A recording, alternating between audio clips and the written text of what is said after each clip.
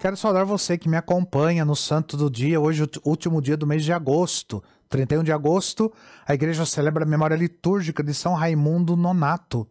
Raimundo nasceu na cidade de Portel, na região da Catalunha, na Espanha, no ano de 1200. Sua família era nobre, mas não possuía grande fortuna. O nascimento de Raimundo aconteceu de maneira trágica e dolorosa. Sua mãe faleceu durante o trabalho de parto, antes que Raimundo nascesse. Por essa razão, Raimundo foi chamado de Nonato, cujo significado é não nascido de mãe viva. Isto é, ele foi retirado do corpo da sua mãe já sem vida. Raimundo tinha inteligência privilegiada, por isso cumpriu seus estudos primários com facilidade, e já na adolescência apresentou vocação para a vida religiosa. Quando seu pai percebeu isso, o enviou para cuidar de um pedaço de terra que pertencia à família. E qual era a intenção do pai? Era fazer com que o filho desistisse da ideia de ser religioso.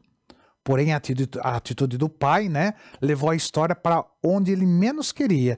Viver na fazenda, no silêncio, na solidão e em contato com a natureza, só fez fortificar ainda mais a vocação de Raimundo.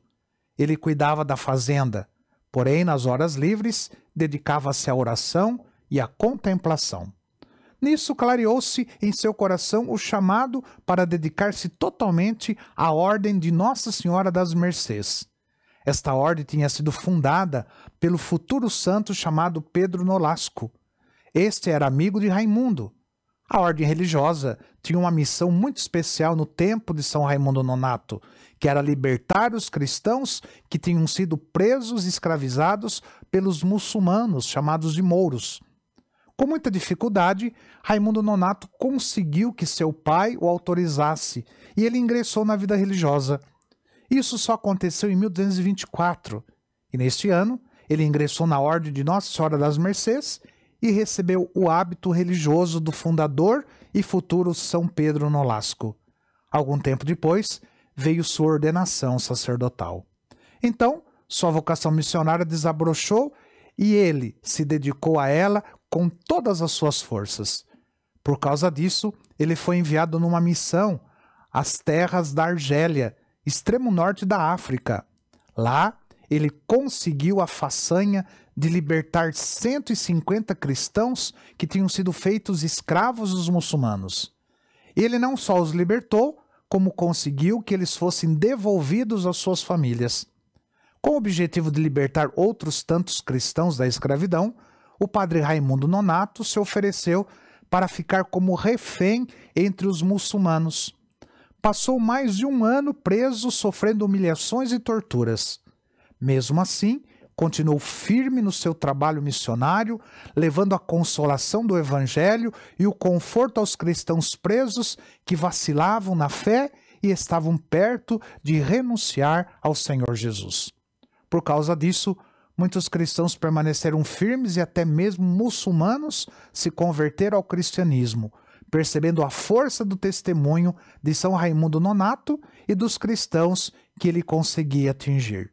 Por causa disso, porém, as autoridades muçulmanas mandaram que a boca de São Raimundo Nonato fosse perfurada e fechada com cadeados, a fim de que ele não falasse mais de Jesus Cristo.